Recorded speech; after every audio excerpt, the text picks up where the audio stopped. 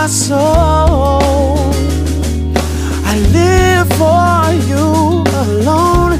Every breath that I... Nous allons prier pour la parole ce soir. Demander au Seigneur de nous parler et de nous parler droitement au cœur et que sa parole nous fasse du bien, nous rapproche de lui. Au nom de Jésus, nous te prions de nous parler dans cette réunion, de t'exprimer. Seigneur, j'ai préparé quelque chose, mais c'est toi que je veux entendre, c'est toi que je veux entendre et que c'est toi que nous voulons entendre. Parle-nous ce soir. Oh fidèle, tu es. Révèle-toi à nous dans le nom de Jésus. Merci Seigneur. Alléluia. Que Dieu soit loué. Amen. C'est un jour de joie pour nous parce que... Amen. Il y a le courant. Oui. Mais on va continuer. Oui. Tu peux allumer dehors, s'il te plaît. Oui. Non, après, ça devient noir. Ok. Oh, je n'ai même pas vu que tu avais allumé. Amen. Bon, on va rester comme ça parce que ça rappelle à beaucoup le début de foi. Amen. Là, quand on faisait les cellules sans tous les instruments, le clim et rien. On faisait dans la chaleur avec les tam-tams et on bénit Dieu. Il y a encore beaucoup plus de chaleur dans ce genre de moments.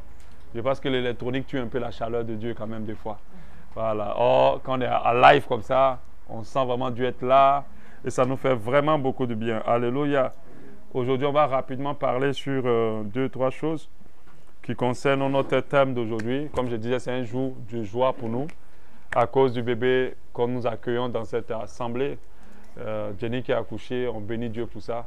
Et on loue le Seigneur vraiment et que tout s'est bien passé en pratiquement moins de 2 heures. Elle a accouché et voilà, on bénit Dieu pour ça. Et bébé et maman se portent très bien et c'est une joie pour nous de marier des gens dans cette assemblée et de les voir accueillir un enfant. C'est une grâce. Alléluia. Et je crois que cette grâce sera répandue sur beaucoup cette année. Le mariage et plusieurs autres choses au nom de Jésus. Alléluia. Dieu est avec nous. C'est notre thème de l'année. Je pense que c'est un thème que nous allons garder toute l'année. À chaque fois que nous nous retrouvons dans la situation, nous allons nous rappeler que Dieu est avec nous. Aujourd'hui, nous sommes au 9e jour de notre temps de jeûne. Et voilà, nous sommes au 9e jour de notre temps de jeûne. Hier, on a parlé de la bénédiction qui accompagne ceux qui sont avec Dieu.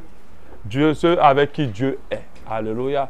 On a réalisé qu'être béni n'est pas seulement la matérialisation, ce n'est pas dans les choses matérielles, mais nous sommes bénis déjà depuis notre naissance. Le fait que nous sommes rentrés dans la nouvelle alliance.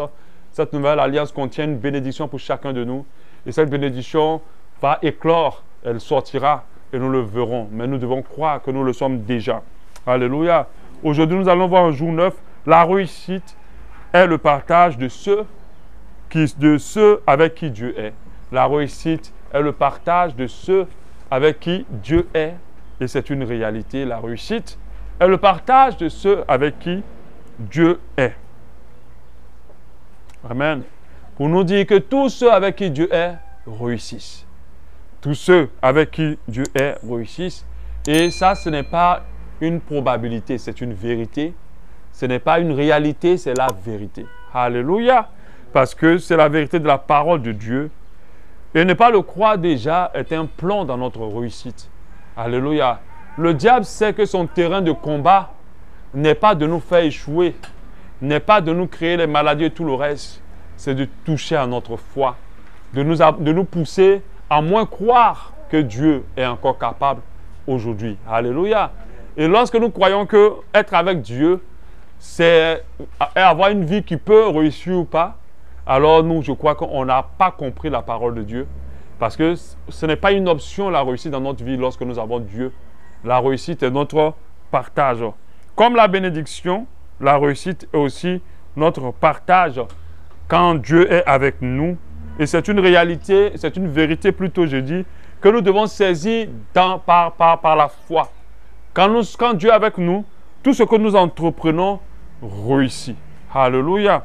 Et nous allons le comprendre au fur et à mesure qu'on va avancer. Ça a été le cas avec les enfants que Dieu avait choisis, le peuple de Dieu qu'il avait choisi. On a lu la dernière fois le verset avec Ézéchias de 2 Rois 18, 17, 2 Rois 18, 17, 2 Rois chapitre 18, verset 7. Et l'Éternel fut avec Ézéchias. Donc l'Éternel était avec Ézéchias qui réussit dans toutes ses entreprises. L'Éternel était avec Ézéchias qui réussit dans toutes ses entreprises. C'est la conséquence de l'Éternel était avec Ézéchias, c'est le fait que Ézéchias réussissait dans toutes ses entreprises. Je ne le dis pas pour que nous soyons en concurrence avec les gens du monde. Moi, je ne suis pas pour les messages où on dit que les enfants de Dieu doivent dépasser les païens. Non. C'est un combat déjà échoué d'avance. Parce que les voies que les païens utilisent pour atteindre les sommets, on ne peut pas utiliser ces mêmes voies. Et les païens nous ont dévancés de loin. Mais ils ont quelle réussite? Ils n'ont pas la réussite que nous, Dieu veut nous donner. Ce n'est pas la même chose. Donc, ce n'est pas notre objectif. Nous réussissons, vous allez voir à la suite quand je vais expliquer, nous réussissons parce que Dieu a attaché à notre destinée la réussite. Alléluia. Nous sommes tous forgés pour la réussite. Ce fameux verset qui dit, les projets que j'ai formés pour toi ne sont pas les projets de malheur, mais les projets de bonheur. Donc, nous devons comprendre que Dieu nous a programmés, ou Dieu nous a touchés, et Dieu nous a visités pour que nous soyons dans la réussite. Et je pense que c'est évident que ce qui sort de Dieu doit marcher. On est d'accord? C'est une évidence parce qu'il est au-delà de tous les autres dieux et de tous les hommes puissants de ce monde. On a aussi le cas de 1 Samuel 18, 12. Saul craignait Joseph parce que Dieu était avec Joseph et que Joseph réussissait dans toutes ses entreprises. On le dit, Saul craignait la présence de David, je dis Joseph, David, pardon, parce que l'Éternel était avec David et s'était retiré de lui. Et regardez ce qu'il dit. Et il l'éloigna de sa personne et il établit chef de 1000 hommes. David sortait et rentrait à la tête du peuple. Et au verset 14, on dit, il réussissait dans toutes ses entreprises. Il réussissait dans toutes ses entreprises et l'Éternel était avec lui. C'est important que lorsque la Bible mentionne que tel réussissait, qu'elle mentionne que c'est parce que l'Éternel était avec lui. Alléluia. Pour comprendre que quand Dieu est avec nous, la réussite est notre partage. Alléluia. Quand Dieu est avec nous, la réussite est notre partage. Et on dit au verset 15, Saül, voyant qu'il réussissait toujours, avait peur de lui.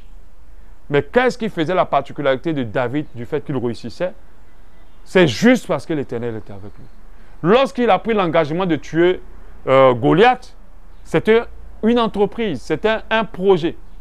Et comme l'Éternel était avec lui, il a réussi. Quand Goliath venait avec toutes ses armes, qu'est-ce qu'il a dit, David? Toi, tu viens vers moi avec la lance et le javelot, mais moi, je viens vers toi au nom de l'Éternel des armées. En fait, il disait qu'à cause du fait que Dieu soit avec moi, je réussirai dans ce combat. J'aurai la victoire. Et c'était quelqu'un qui était pleinement conscient de l'importance de la présence de Dieu dans sa vie. Il savait que tout ce dont il était capable, c'est parce que Dieu était avec lui. Quand tu réalises vraiment la présence de Dieu dans ta vie, ta vie ne peut plus continuer à être dans la vie sous-marine. Elle va commencer à briller et à éclore. Et les gens verront que Dieu est avec toi. Mais ce qui fait qu'on a beaucoup de complications, c'est qu'on ne réalise pas la présence de Dieu. Moi, dans tout ce que je mets mes mains, j'ai une prédisposition déjà à dire ça va réussir parce que Dieu est avec moi. Parce que Dieu est avec moi. Quand je me lance dans une organisation, quand je me lance dans un projet, je dis ça va réussir parce que Dieu est avec moi. Alléluia. Amen. Donc la réussite est le partage des enfants de Dieu. Je dirais même de tous les enfants de Dieu. Alléluia. Nous allons lire un verset puissant qui nous le dit. Un verset puissant que nous devons méditer et intégrer dans notre esprit. Je te conseille de le méditer, de l'intégrer. C'est le psaume 1:1. Le premier psaume. Alléluia. La Bible dit, heureux l'homme qui marche. Vous vous rappelez, qui ne marche pas plutôt selon le conseil des méchants, qui ne s'arrête pas sur la voie des pécheurs et qui ne s'assied pas en compagnie des moqueurs. Au verset 2, mais qui trouve son plaisir dans la loi de l'Éternel et qui la médite jour et nuit. Il est comme un arbre planté près d'un courant d'eau. Donc, c'est-à-dire, la bénédiction est son partage. Un arbre planté près d'un courant d'eau, on dit, il ne va jamais flétrir. C'est-à-dire, il est toujours vert, Or que le vert, c'est la bénédiction. La couleur verte, ça veut dire que tu es là dans la bénédiction. Donc, un courant d'eau qui donne son fruit à sa saison, dont le feuillage ne flétrit point. On n'a pas dit dont le feuillage va flétrir de temps à autre. Mais ne flétrit point. Et puis, regarde ce qu'il dit. Tout ce qu'il fait lui réussit. La parole de Dieu te dit à toi et à moi, lorsque tu as Dieu avec toi, tout ce que tu feras réussira. Tout ce qu'il fait lui réussit. Alléluia. En fait, tout est dans la foi que nous mettons aux promesses de Dieu. Ta foi, ton degré de foi va te permettre d'expérimenter Dieu à la dimension dont tu as foi. Et pas plus. Parce que la parole dit qu'il est le consommateur de la foi. Si tu as mis un carburant de 5000, ne prends pas ça pour aller à Mouila. Amen. En fonction de ta quantité de carburant, tu sais où tu peux arriver. En fonction de ta quantité de foi, il y a des dimensions que tu peux atteindre et il y a d'autres où tu n'arriveras pas parce que ta foi n'est pas assez grande pour croire que c'est possible. Tu dois te sentir privilégié le jour où tu as donné ta vie à Christ. Tu dois te sentir, tu dois te dire, quand j'arrive, les choses se débloquent. Parce que Dieu est avec moi. Quand je touche, ça marche. Parce que Dieu est avec moi. Quand je suis le premier client d'une vendeuse, ça marchera. Parce que Dieu est avec moi. Quand on me loge dans une maison, cette maison va prospérer. Parce que Dieu est avec moi. Et moi, c'est comme ça que je fonctionne. Je me mets toujours à l'esprit que partout où je suis, les choses marcheront. Parce que Dieu est avec moi. Et c'est une réalité. Tu m'intègres dans un projet, ce projet ira loin. Ça réussira. Alléluia. Amen. Parce que je suis conscient de la présence de Dieu dans ma vie. Je suis conscient. Si aujourd'hui tu deviens l'ami d'un homme milliardaire, ta vie ne peut plus être pareille. Tu vas marcher maintenant dans la réussite. Alléluia. Oh, la réussite vient de Dieu. La Bible nous dit tout ce qu'il fait lui réussit. Celui avec qui Dieu est, tout ce qu'il fait lui réussit. Lorsque ça ne réussit pas, on va comprendre. Alors pourquoi les chrétiens d'aujourd'hui semblent échouer dans leurs entreprises, contrairement aux gens du monde? Quand on regarde l'église, on a l'impression que l'église est encore derrière. Et que les gens réussissent. Même dans nos familles, on voit nos sœurs, on voit nos frères réussir. Qu'on fait des familles, avoir construit des maisons, vraiment réussir, aller loin, on voit. Pourquoi les chrétiens semblent ne pas réussir contrairement aux gens du monde? Pourtant, c'est nous qui avons le Dieu de la réussite. Pourtant, c'est nous qui avons le vrai Dieu. Alléluia. Donc, c'est nous, normalement, qui devons être, comme plusieurs le disent, à la tête et non à la queue. C'est nous qui devons faire les lois et tout le reste. Mais quand vous regardez dans l'Ancien Testament, les apôtres ne faisaient pas les lois. Au contraire, ils les subissaient. Parce que beaucoup de choses étaient contre eux et les lois du monde étaient vraiment contre eux. Mais je vous assure, ces apôtres-là marchaient dans la réussite et vivaient la réussite. Alléluia. Amen. Deux raisons pour justifier cet état de fait. Pourquoi les enfants de Dieu échouent tant? Pourquoi on a l'impression qu'ils ne réussissent pas? Alléluia. Pourquoi on a cette impression qu'ils ne réussissent pas? Plusieurs chrétiens se disent, les choses ne vont pas bien chez moi. Les choses ne marchent pas. J'ai commencé un commerce, ça n'a pas avancé, j'ai dû fermer. J'ai commencé une entreprise, ça n'a pas marché, j'ai dû fermer. Ma carrière, mon ministère n'évolue pas, j'ai dû fermer. Les choses, ou bien je n'ai pas fermé, mais ceux-mêmes qui font n'importe quoi, qui vont invoquer les démons, les sorciers, et leur ministère prospère, ils voient dans le monde entier. Mais moi, je suis au même niveau. Comme cet homme de Dieu dont j'ai parlé, qui après 20 ans n'avait que 15 membres, et il a failli se suicider. Il va dire qu'il n'a pas réussi. Alléluia. Il va dire clairement qu'il n'a pas réussi. La première des raisons, lorsqu'on revient sur notre fameux verset, Psaume 1:1, ça c'est une raison évidente. Heureux l'homme qui ne marche pas selon le conseil des méchants. Quand je lis ça, Dieu me fait comprendre que tout ce qui précède la partie, on dit, et tout ce qu'il fait lui réussit, est des choses que nous devons intégrer dans notre vie. Non, ne pas marcher selon le conseil des méchants. Parce que le méchant va te donner des voies de réussite qui ne glorifient pas Dieu. Mais le méchant va te donner des attributs, les choses que tu ne dois pas faire. Qui ne s'arrête pas sur les voies des pécheurs. Donc, une personne qui s'éloigne de tout ce qui ne glorifie pas Dieu. Et qui ne s'assied pas en compagnie des moqueurs. Une personne qui s'éloigne des personnes qui ne glorifient pas. Mais qui trouve son plaisir dans les lois de l'Éternel et qui la médite jour et nuit. Une personne qui prend plaisir à la parole de Dieu, qui devient sa priorité dans son existence. La Bible dit que quand cette personne accomplit tout cela, alors tout ce qu'il fait lui réussit. En réalité, qu'est-ce qu'ils ont décrit plus haut? Ils ont décrit tout ce qu'il faut faire pour que Dieu soit avec toi. Alléluia. J'en ai déjà parlé. Il est derrière sa parole. Le péché l'éloigne de nous et tout le reste. En fait, ils sont en train de décrire tout ce qu'il faut faire pour que Dieu soit avec nous.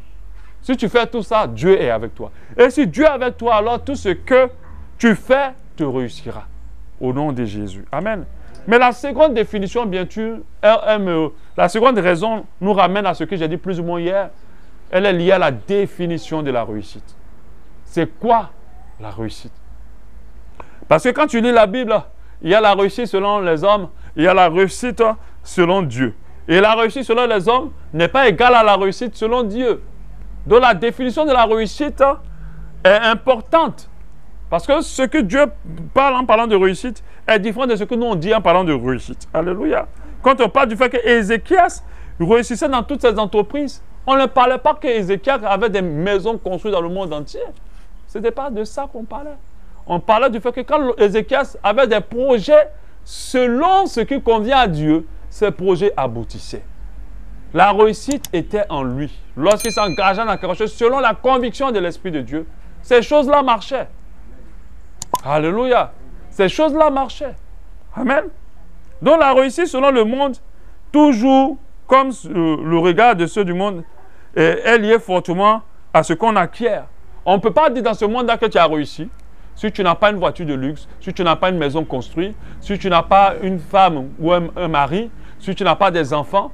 Le monde te dit que tu n'as pas réussi. Mais j'aimerais dire à quelqu'un qui n'a pas encore toutes ces choses, tu as réussi. Amen. Le monde te dit que tu as raté ta vie. Le monde te dit que tu n'as pas réussi. Parce que le monde a ses critères pour définir les gens qui ont réussi. Mais ce n'est pas les mêmes critères selon Dieu. Amen. Ce n'est pas les mêmes critères. Je parlais aujourd'hui avec quelqu'un dans mon bureau et cette personne me disait, mais comment les gens peuvent accorder de la valeur à l'homme en fonction de ce qu'il a? Mais chacun de nous, nous portons une onction particulière qui est utile dans la vie de quelqu'un. Amen. Mais aujourd'hui, on n'écoute pas celui qui n'a pas les choses du monde. On écoute celui qui possède cela. On n'écoute pas un pasteur qui n'est pas riche. Mais un pasteur qui est milliardaire, tout ce qu'il enseigne est, comme la Bible dit, la sagesse du pauvre est méprisée. Tout ce que le pasteur qui est riche enseigne, même quand c'est des hérésies, il est vraiment fort. Alléluia. On a réduit la réussite par rapport à ça. Et malheureusement, l'Église présente ça. Vous voyez quelqu'un qui fait son clip, il veut absolument montrer sa réussite. Il va montrer des montres. Des fois, vous voyez des gens dans leur clip chrétien gospel, la montre qu'il a portée là, je vous assure, si on vous donne le prix, vous allez crier, ça coûte cher. Il veut vraiment des châteaux, des maisons de luxe, danser devant une Mercedes. Vraiment, il faut que la chante même là, tu sens l'argent qui est sur elle. Ils ont besoin de montrer la réussite au travers des biens de ce monde. Or, ce n'est pas la réussite de Dieu. Ce n'est pas la réussite de Dieu. Les gens de ce monde recherchent ardemment le bien matériel. Parce que le monde nous dit que si tu n'as pas ça, tu n'as pas réussi.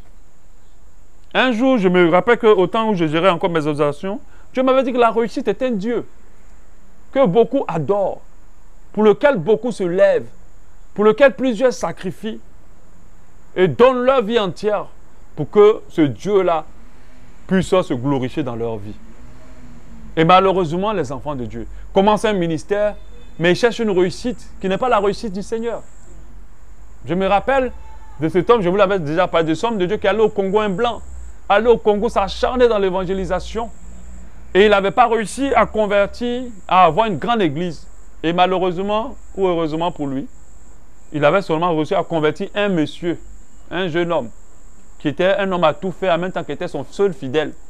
Et quelques-uns qui venaient, mais il n'a pas gardé les gens. Et Quand il est parti là-bas, sa femme est décédée dans ce pays à cause de certaines maladies tropicales. Et il a dû rentrer avec sa fille, vraiment dessus. Il s'est vautré dans l'alcool, comme sa fille l'a raconté. Et il est mort malheureux parce qu'il estime qu'il a raté sa vie, il a raté son ministère. Mais sauf que le seul gars qu'il avait converti, c'est l'un des grands hommes de Dieu du Nigeria. C'était un grand homme de Dieu aujourd'hui du Nigeria. Et quand l'homme de Dieu fait ses séminaires qu'il va en Angleterre, je pense qu'il venait de l'Angleterre, il rencontre la fille du monsieur. Et en parlant, elle se rend, en parlant, mon papa, il se rend compte, mais c'est ton père, c'est lui qui m'a envoyé à Christ. Il n'a pas échoué, ce monsieur. Mais à cause des regards des gens du monde, il a cru qu'il avait échoué. Tous ces gens que le grand homme de Dieu va amener à Christ, ça rentre dans son compte aussi. Alléluia. Amen. Je vais bien vous expliquer ça tout à l'heure, vous allez comprendre. Quand tu vois comme les hommes du monde, tu vas dire que tu n'as pas réussi. Parce que si tu n'es pas marié dans le monde, genre du monde, tu as échoué. Si tu n'as pas construit ta maison pour le monde, tu as échoué. Mais est-ce que pour Dieu, tu as échoué? Non. Je ne crois pas. David a commencé le projet du temple pour Dieu. Mais est-ce que c'est lui qui l'a terminé? Non. Mais est-ce que David a échoué? Non. Parce que la lignée de David a terminé le projet. Alléluia. Il n'a pas échoué. Dans le monde, si tu n'as pas eu ces choses-là, et malheureusement, beaucoup de chrétiens sont sous cette pression. Pression de la réussite selon le monde. On n'est plus heureux avec le peu, la grâce que Dieu nous accorde, parce qu'on regarde le regard du monde et on se dit qu'on n'a rien. On regarde ce que le monde nous présente et on se dit ce qu'on a, ce n'est rien. Mais j'ai appris une chose, célèbre Dieu pour le peu qu'il te donne. Et bénis-le pour le peu qu'il t'accorde. Tu penses que ta situation est plus grave, mais je t'assure qu'il y a des gens, tu ne peux pas changer ta situation avec eux. Et je voyais cette image où le monsieur il marchait. Et puis il a vu quelqu'un en vélo, dit, ah, s'il y avait le vélo, vraiment, ce serait bien. Celui-ci qui roule le vélo dit, ah, si j'avais la voiture. Celui qui roule la voiture, ah, si j'avais le lico. Le lico, ah, s'il y avait une fusée. Donc, on ne peut pas s'arrêter quelque part pour dire qu'on est arrivé. Amen. Ne recherchons pas ce que les gens du monde cherchent. La réussite selon Dieu, par contre, cette réussite-là plutôt intègre évidemment les biens de ce monde. Évidemment, quand Dieu va t'élever, il va te les accorder. Alléluia. Mais sauf que cette réussite en toi, elle va se matérialiser. Elle va se matérialiser pour glorifier Dieu. Et non pas pour te glorifier toi. Alléluia. Et elle est plus profonde, elle se base sur 3 critères importants que je vais parler. Je vais en parler. Donc, selon Dieu, on a réussi. On a atteint la réussite. Quand ce qu'on a atteint nous permet d'être une source de bénédiction pour les autres. J'en ai parlé hier. Si tu as réussi lorsque ta vie aide les gens, quand ta vie aide les autres à être bien, à être mieux, à s'en sortir, à ne pas se suicider, à apprendre des choses importantes, tu as réussi. C'est de la réussite. La réussite selon Dieu, c'est cela. Amen. Si ta vie, ta graine tombe là et elle meurt, même si tu as eu toutes les maisons du monde et que ta vie n'a pas été une source de bénédiction pour les gens, alors tu n'as pas réussi selon Dieu. Parce que Dieu ne nous a pas créés pour nous-mêmes, il nous a créés pour être des canaux qu'il va utiliser pour être des sources de bénédiction pour les autres. Alléluia. Donc selon Dieu, le fait de construire ta maison, puis de t'asseoir dedans, et puis de dire oui, j'ai réussi, en quoi c'est bien là que tu as acquis puisse aider les autres? Pour le Seigneur, tu as échoué ta vie. Parce qu'après ton départ, il faut que ton existence continue à faire du bien. Il faut que ton existence continue à convertir, à changer, à transformer. Il faut que les gens se souviennent de toi pour dire, lui, vraiment, on a eu une grande perte. Comme ça a été le cas de Dorcas. Cette femme-là, elle n'était pas riche, mais elle avait réussi. Parce qu'elle faisait des vêtements pour tout le monde. Elle était la femme serviable. Les gens pensent qu'il faut avoir beaucoup d'argent pour être généreux et serviable. Elle aidait tout le monde, elle était disponible. Du coup, quand elle meurt, il y a un grand trou. J'ai un vrai manque. Mais il y a des gens, quand ils meurent, on est pressé pour aller manger. Parce que sa présence et son absence sont pareilles. Sa vie n'est pas une bénédiction pour les gens. Si ce n'est qu'on voit ses biens pour être aigri seulement de lui, à part ça, il n'y a pas plus. Alléluia. Mon frère, ma soeur, lorsque la petite vie que Dieu t'a donnée, quand je dis petite, c'est-à-dire la vie que le monde méprise, commence à aider les gens. Tu es sur le chemin de ta réussite. Alléluia. Dieu ne peut pas te faire échouer dans les voies où tu veux aider les gens. Il te fera toujours réussir dans cela. Alléluia. Donc, il faut que nous comprenions. Cet homme-là qui a converti un seul gars, il a réussi. Amen. En deux, Dieu va te dire que tu as réussi en fonction de ton appel. Ouvre bien l'oreille sur cette partie-là. C'est en fonction de ton appel que Dieu te dira que tu as réussi. Parce que si toi, tu es appelé à faire 80, et puis tu fais 60, et puis tu dis que tu as réussi. Pendant que l'autre est appelé à faire 15, et il a fait tous les 15. Devant Dieu, celui qui a fait 15. Pour lui, 15 est petit. Pour toi, 60 est beaucoup. Devant le regard des hommes. Mais devant Dieu, celui qui a fait 15 a réussi. Toi, tu as échoué. Parce que ce à quoi Dieu t'appelle, c'est sur cette base-là qu'il te dit que tu as réussi. S'il ne t'a pas appelé quelque part, par exemple, si Dieu ne t'a pas appelé pour construire des maisons partout, pour pouvoir te parvenir de gauche à droite, malgré que tu as fait tout ça, Dieu te dit que tu as échoué. Il dit en réalité, ce n'est pas là que je t'ai appelé. Je me rappelle de cette vidéo, la dame était venue devant Dieu et puis elle a commencé à pleurer. Et Dieu a dit, ne pleure pas, tu as réussi ta vie. Elle dit, mais comment? Elle dit, mais tu as élevé 2 enfants bien, et ces 2 enfants-là, c'est 2 grands hommes de Dieu que je vais utiliser. Par contre, il y a un qui est venu, il a été pasteur, il a gagné les gens. Et puis Dieu a dit, qui t'a envoyé être pasteur? Moi, je ne t'ai pas appelé à être pasteur. Je t'avais appelé souvent, tu as des dons en comptabilité, en gestion financière. Je voulais que tu gères l'argent de mon église. Voilà ton appel. Pour que l'argent se multiplie, puis l'œuvre de Dieu grandisse. Mais tu as vu que le pasteur, ça te plaît, et tu allais foncer dedans, et tu allais te mettre pasteur. C'est pour ça qu'un enfant de Dieu ne fait pas les choses par envie. Il se rassure de son appel. Parce qu'en dehors de ton appel, tu as échoué. Si tu n'es pas là où Dieu t'appelle, tu as échoué. Mais le monde va t'applaudir et dire tu as réussi. Mais tu as échoué. Par exemple, au Congo, il y a des chantres qui deviennent pasteurs. Parce que comme c'est de la popularité, ils ouvrent l'église. Ils commencent à prêcher. Mais ce n'est pas leur appel. Dieu ne les a pas appelés pour devenir pasteurs. Dieu les a appelés pour chanter. Ou bien il y a des mamans pasteurs qui étaient censés gérer le pasteur derrière, mais qui se retrouvent maintenant à être prédicatrices et enseignantes, pendant que Dieu ne les a pas appelés à cette mission.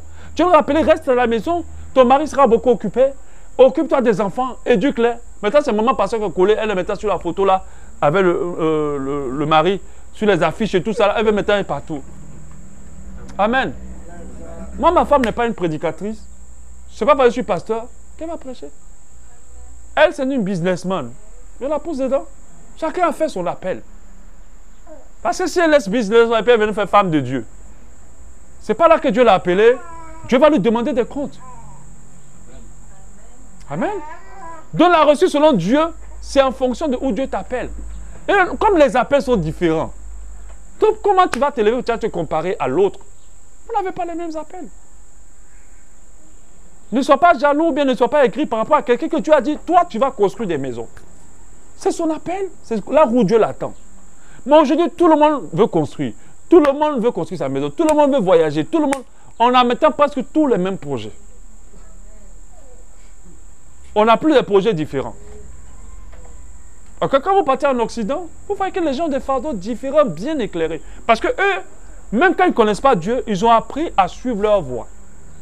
Si le gars dit que moi, c'est pour aller aider les singes du Congo, c'est son appel, il laisse tout, il va aider les singes quand il se maximise dedans. Mais tout le monde aujourd'hui veut construire maison. Tout le monde aujourd'hui veut voyager.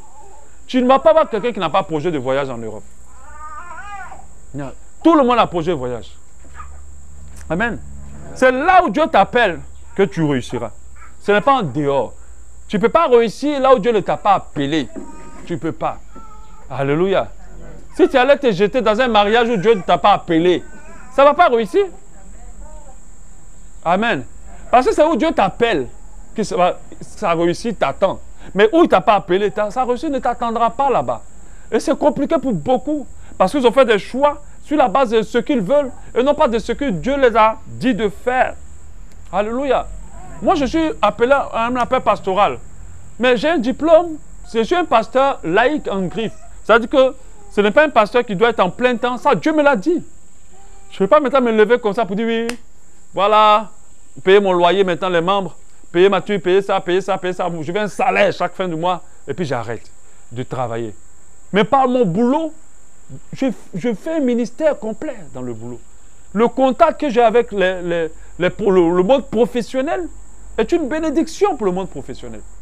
Alléluia. Donc, je fais l'œuvre de Dieu et puis à côté, j'ai un contact avec des gens. Les gens ont un bon témoignage. J'étais allé voir la dame dont on a prié tout à l'heure. C'est une cliente. Elle me dit, mon mari était très calme comme vous. Je dis, ah, donc elle pensait que j'étais calme. Parce que des fois, j'étais dur avec elle. Donc, elle dit, vraiment, il est vraiment bien comme vous. Je dis, ah bon, hein? Donc, tu vois qu'il y a de l'impact.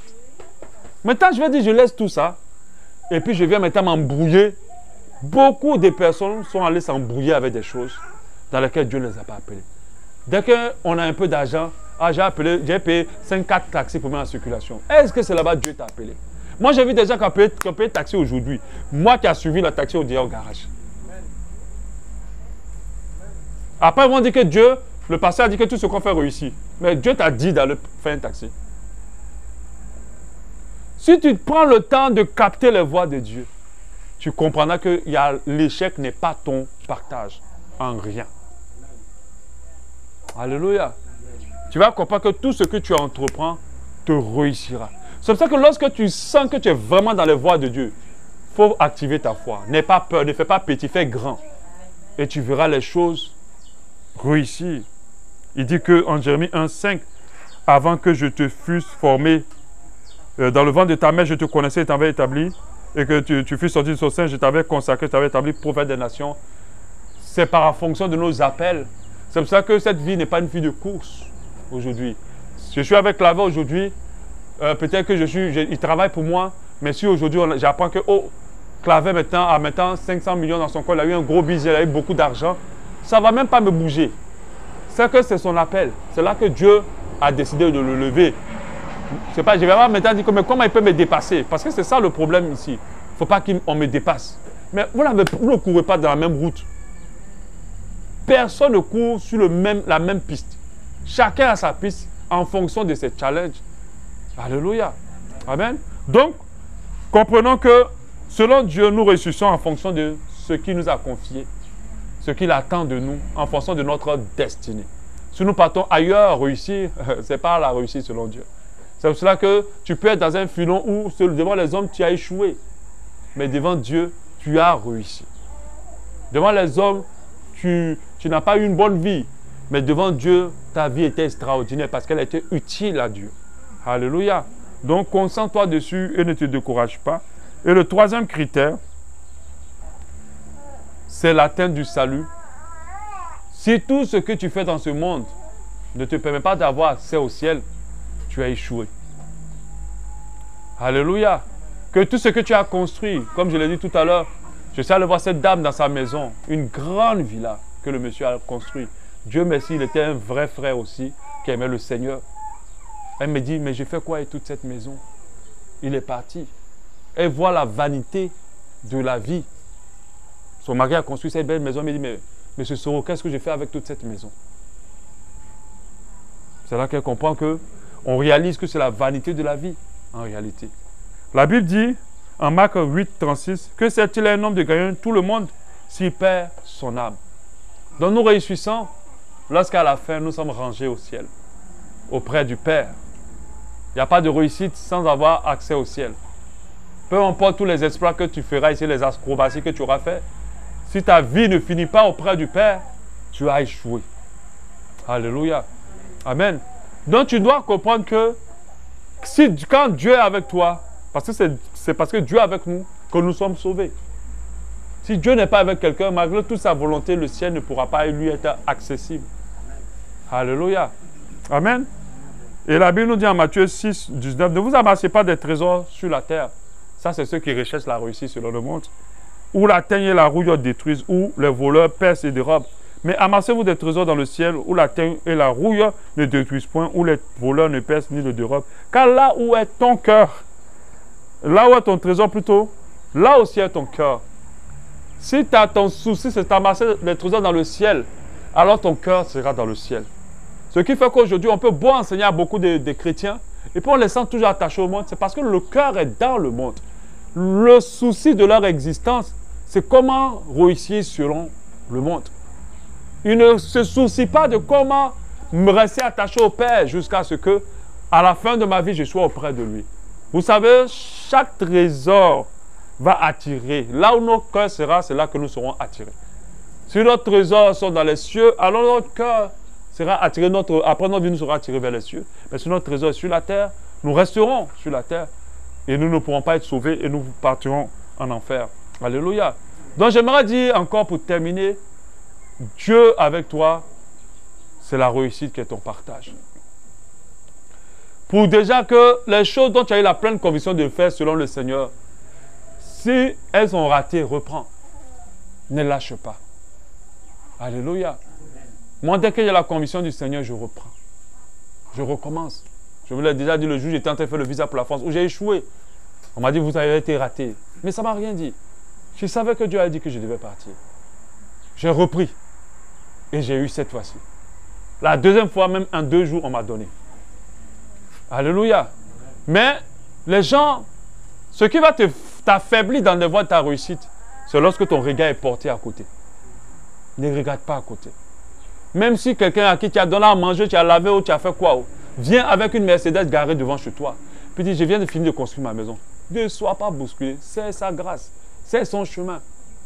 Alléluia. Le tien, il présente aussi devant des choses pour toi. Dieu n'a pas prévu une vie de souffrance pour quiconque. Nous souffrons lorsque nous perdons Dieu en chemin. Lorsque Dieu se retire de nos projets. Parce que la souffrance est attachée à la vie de celui qui s'éloigne de Dieu ou celui dont Dieu n'est pas avec lui dans certaines choses. Alléluia. Donc la réussite est notre partage. Il dit tout ce qu'il fait, lui réussit. Amen. Tout ce que nous faisons avec Dieu, bien sûr je précise, nous réussit. Amen. On va prier.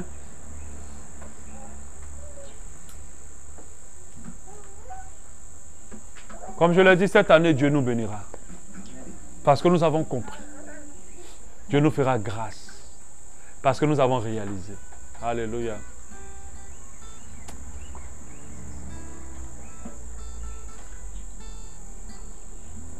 Michel, tu nous prends ce chant-là. Je te donne mon cœur.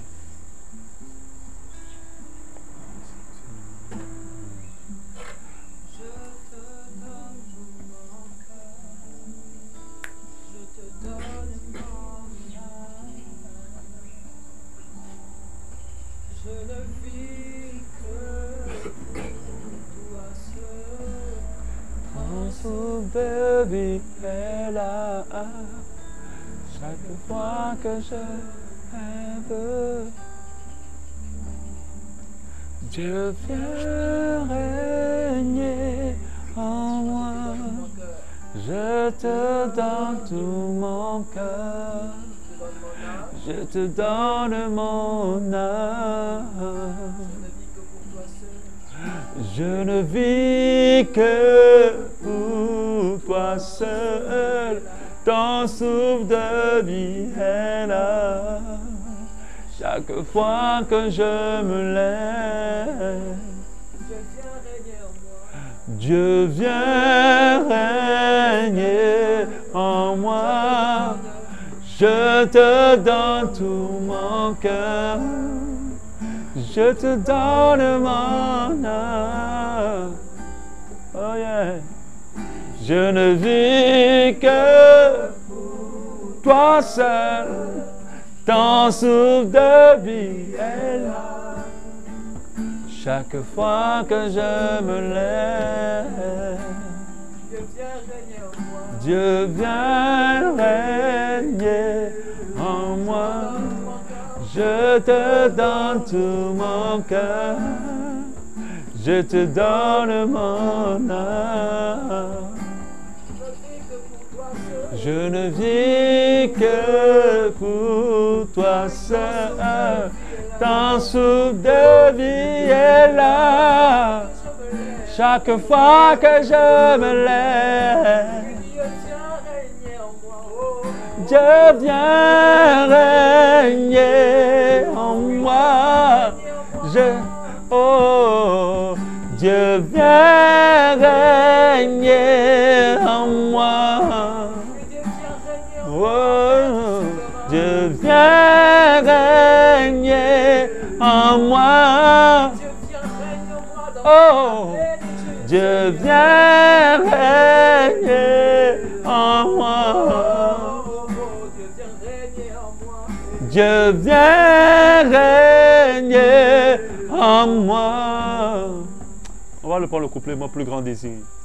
Mon plus grand désir est de t'honorer, est t'honorer.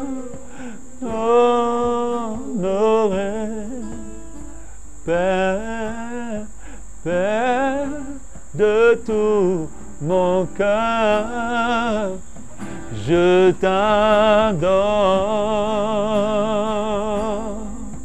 Oh, je t'adore.